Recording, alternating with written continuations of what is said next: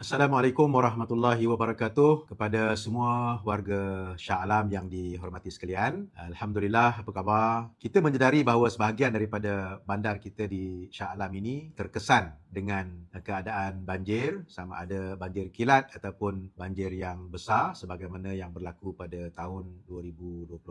Oleh kerana itu, saya telah mengemukakan satu soalan bertulis kepada Kementerian Peralihan Tenaga dan Transformasi Air (PETRA) berkenaan dengan perancangan dan status pencapaian pelaksanaan keseluruhan projek-projek mitigasi banjir yang melibatkan jajaran Sungai Kelang dan juga Sungai Damansara. Alhamdulillah, saya telah menerima jawapan yang terperinci juga dari PETRA yang menyatakan bahawa pihak kementerian melalui Jabatan Pengairan dan Saliran sedang melaksanakan 3 projek mitigasi banjir yang melibatkan jajaran Sungai Damansara, Sungai Kelang bagi pelaksanaan jangka masa panjang yang melibatkan kos keseluruhan sebanyak 1.38 bilion ringgit. Projek pertama adalah RTB Sungai Kelang. Jadi rancangan tebatan banjir saya ringkaskan sebagai RTB. RTB Sungai Kelang di Seksyen 25 Shah Alam, daerah Kelang. Projek ini telah mula dilaksanakan pada Disember 2023 secara reka dan bina. Antara skop utama projek ini adalah pembinaan ban banjir, kolam takungan banjir, sistem saliran, rumah pam, struktur pintu air, sistem perangkap sampah, termasuklah lencongan Sungai Rasau ke Sungai Kelang. Kemajuan semasa di tapak adalah 16% dan berdasarkan perancangan projek ini akan siap pada Januari 2029. Projek kedua adalah projek kolam takungan dui fungsi Package B RTB Sungai Kelang daerah Petaling, Selangor. Projek ini telah mula dilaksanakan pada 2024 iaitu pertengahan tahun lepas secara reka dan bina. Antara skop utama projek adalah membina tembok penahan banjir, penstabilan tebing sungai, termasuklah membina dan menaik taraf pintu air. Kemajuan semasa yang dilaporkan adalah sebanyak 0.32%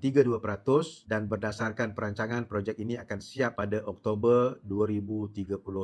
Manakala projek ketiga adalah RTB Sungai Kelang, iaitu rancangan tebatan banjir Sungai Damansara Selangor. Projek ini telah mula dilaksanakan pada Oktober 2024 secara reka dan bina. Antara skop utama projek adalah pembinaan tembok penahan banjir, ban banjir, underground storage, menaik Sungai Damansara dan kolam takungan banjir, termasuklah lain-lain infrastruktur berkaitan seperti perangkap sampah, rumah pam dan pintu air di muara Sungai Air Kuning. Sungai Air Kuning ini terletak di kawasan kediaman di TTDI Jaya dan dia bersambung dengan Sungai Damansara.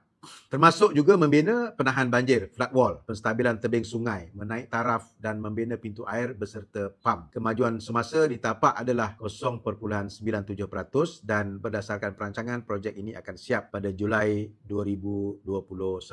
Memang kesemua projek-projek ini akan mengambil masa yang panjang, antara 4 ataupun 5 tahun, tetapi inilah yang perlu dilakukan oleh kerajaan kita pada masa ini kerana kita nak menangani perubahan iklim, pemanasan global yang menyebabkan kemungkinan berlakunya banjir dalam tempoh jangka masa yang panjang. Sementara projek-projek ini siap sebagai penyelesaian jangka pendek, kerajaan turut memastikan saliran berfungsi dengan baik. Maka PETRA memaklumkan bahawa melalui JPS mereka melaksanakan kerja-kerja kecil di bawah projek pemuliharaan sungai untuk mengurangkan risiko banjir, khususnya yang melibatkan banjir-banjir kilat, hujan, taburan hujan yang sederhana lebat. Jadi pada tahun ini sahaja sebanyak 800,000 diperuntukkan untuk melaksanakan 4 kerja sebut harga dengan skop utama seperti pengaluran sungai, menstabilkan tebing sungai dan menaik taraf saluran serta struktur yang berkaitan. Jadi tuan-tuan dan puan-puan semua,